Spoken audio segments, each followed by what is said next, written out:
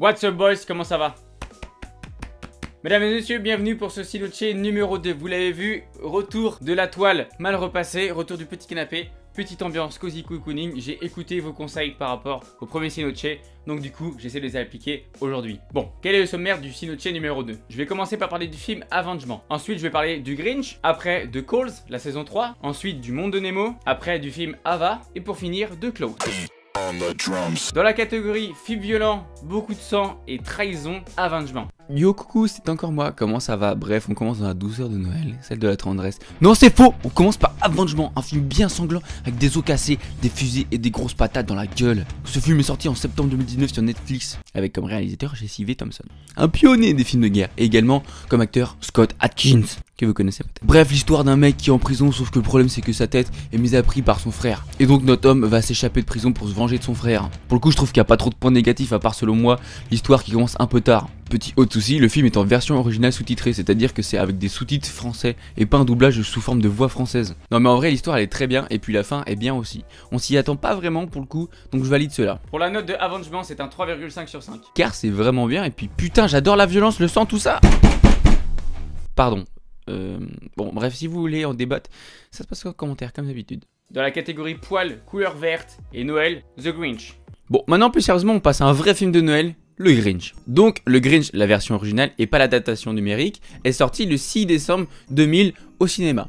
Donc on lui souhaite tous un joyeux anniversaire car elle fête ses 20 ans cette année. Joyeux... Non, je vais pas le faire. Mais bon, vous avez quand même vu, je suis bon en maths, hein, non? Bon, bref. L'histoire du film se déroule en période de Noël. Logique. En gros, dans la vie de Chouville, il existe une sorte de personne mi-homme, mi-plumeau vert. Et donc la boule de poil déteste Noël au plus haut point. Sauf que tous les autres habitants, eux, ils surkiffent Noël, frérot. Et donc le but du Grinch est de faire capoter cette fête en allant jusqu'à voler les cadeaux des habitants de la ville. Mais un jour, une petite fille va intervenir dans la vie du Grinch et tout ne va pas se passer comme prévu. La suite, elle est évidemment à découvrir par vous-même sur Netflix. Alors déjà, franchement, j'applaudis Jim Carrey car c'est lui l'interprète de la touffe verte et je félicite Ron Howard car ça a dû être pas facile du tout de réaliser tout ça. Mon avis sur le film est mitigé. Je sais pas si moi j'ai été vraiment convaincu pour le coup. Le personnage du Grinch il est incroyable mais l'histoire me perturbe un peu pour le coup. La tête des personnages, l'univers et tout, ça ne m'a pas plus accroché que ça. Sans mentir, j'irai pas le voir une deuxième fois. Pour la note du Grinch, c'est un 2,5 sur 5. Non mais en vrai j'ai mis cette note juste pour le respect du jeu d'acteur et le travail réalisé dessus. Et évidemment si tu n'es pas d'accord, on en débat en commentaire sans souci.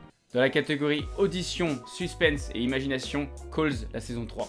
Bon, pour les plus fidèles qui suivent les Sinoche, vous savez que je suis amoureux de cette série et là... bah c'est la fin malheureusement. Calls vient de sortir sa saison 3 et c'est malheureusement la dernière. La série fêtait ses 3 ans en plus. Donc on nous souhaite... Non, je déconne. Pour ceux qui ne connaissent pas la série, l'histoire elle est simple. Enfin à peu près simple. Déjà c'est une série auditive, c'est-à-dire qu'il n'y a aucune image à part les sous-titres qui sont affichés à l'écran quand les personnages parlent. Et donc chaque épisode est une histoire différente et en fait on écoute des enregistrements d'appels téléphoniques ou des enregistrements de cassettes ou même des caméras de surveillance ou tout autre appareil qui enregistre du son. Et ce qui est vraiment génial là-dedans c'est que c'est ton imagination qui travaille le plus. Tu cherches à t'imaginer le lieu, la tête des personnages et surtout la fin. Le problème c'est que je peux pas trop vous parler plus en détail de la série sinon je vous spoil. Mais en tout cas je vous invite à aller voir et écouter Calls qui est disponible sur Canal+.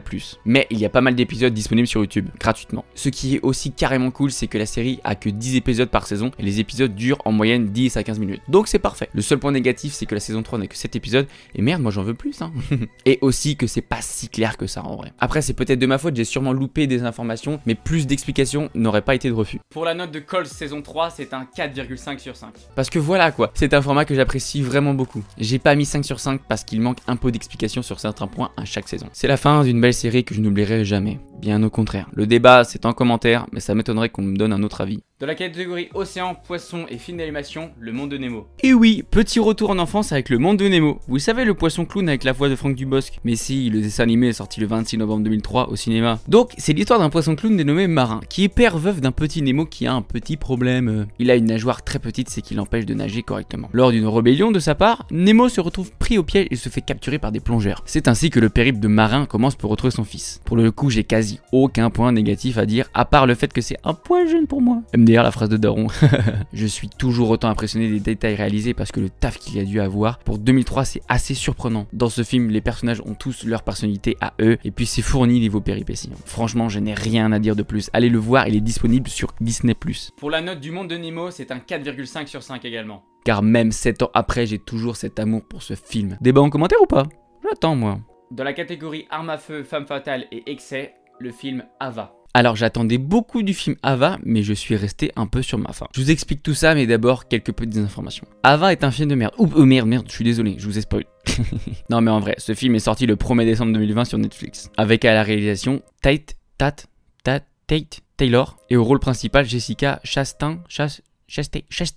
Bon, plus sérieusement, déjà, je ne suis pas le seul à dire que c'est pas terrible. Regardez la note du film qu'il y a sur Allociné. Impressionnant, n'est-ce pas? Bon, c'est l'histoire de Ava, du coup, une tueuse d'élite qui se foire lors d'une mission, donc son organisation va tout faire pour l'éliminer, vu qu'elle a fait une connerie. Alors, bah, on s'ennuie quand même un peu, hein. Je vais pas vous mentir que pour ce film d'action, c'est pas top. Hein. L'histoire est assez neutre et sans goût, je trouve. Les scènes de combat sont quand même assez stylées, mais le reste, c'est pas ouf, hein. Mais en vrai, c'est pas si nul que ça non plus. Hein. Certaines choses sont intéressantes, mais bon, trop peu selon moi. Pour la note de Ava, c'est un 3 sur 5. Et encore, j'ai été gentil, j'aurais pu être plus méchant que ça. Hein. Alors là, je suis chaud bouillant pour en parler en commentaire, mais je vous préviens, vous avez perdu d'avance. De la catégorie mauvaise foi, Noël et facteur, Klaus. Et pour finir sur cette pépite de ce Sinucci, Klaus. Alors la grosse claque dans la gueule que je me suis pris. Je ne m'attendais à rien de ce film d'animation sorti le 15 novembre 2019 et qui a été réalisé par Sergio Pablos, qui est également le créateur des films qui s'affichent devant vous. Franchement, c'était juste... waouh, mais je vous raconte l'histoire d'abord. Donc, c'est l'histoire d'un facteur du nom de Jesper, qui a comme voix celle de Alex Lutz. Et Jesper est distingué comme le pire des facteurs de son école. Donc, pour lui faire comprendre la vie, son père l'envoie sur une petite ville tout enneigée. Le problème, c'est que sur cette ville, il y a deux clans qui sont en guerre, donc forcément, ils ne correspondent pas. Mais un jour, il va rencontrer un mystérieux menuisier et les choses vont changer pour la vie de Jesper. La suite est à découvrir par vous-même sur la plateforme de streaming dénommée Netflix. Donc, mon avis ne va pas être compliqué. J'ai failli pleurer et sachez qu'il en faut vraiment beaucoup pour me faire pleurer. Tout est parfait. L'histoire, les personnages, l'animation et j'en passe. Il est incroyable et franchement, tu en sors beaucoup plus heureux. S'il vous plaît, allez voir Klaus pour votre plus grand bien. Pour la note de Klaus, c'est un 5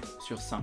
C'est logique et justifié. Franchement, je n'ai rien d'autre à rajouter sur ce film. On peut pas en débattre en commentaire pour le coup, puisque vous aurez déjà perdu d'avance. C'est un très bon film, on peut pas le nier. Et petite surprise dans la catégorie court-métrage réalisé en 24 heures tout seul dans une chambre d'hôtel, Solo. Bon, j'avoue, je fais un peu ma pub, mais vous vous rendez pas compte de tout le boulot qu'il y a eu derrière. Hein. Et puis, en vrai, j'en suis fier. Et en vrai, j'ai appris à me rendre compte de tout le boulot que j'avais abattu au fur et à mesure du temps. D'ailleurs, j'espère que vous serez présents dimanche prochain, car il y a un autre gros truc qui sort, mais je peux pas en dire plus. Juste, je compte sur vous et j'espère que vous serez là. Pour la note de Solo, je ne suis pas objectif, mais je suis curieux de savoir quelle est la note que vous lui aurez donnée. Allez les amis, hâte de voir vos notes en commentaire. Hein. Voilà, le Sinucci numéro 2 est désormais terminé. J'espère que vous avez apprécié le retour de la toile froissée, du canapé et mon apparition pour vous annoncer les notes. En attendant, je vous dis kiffez bien votre vie, kiffez bien le cinéma. À bientôt, bisous.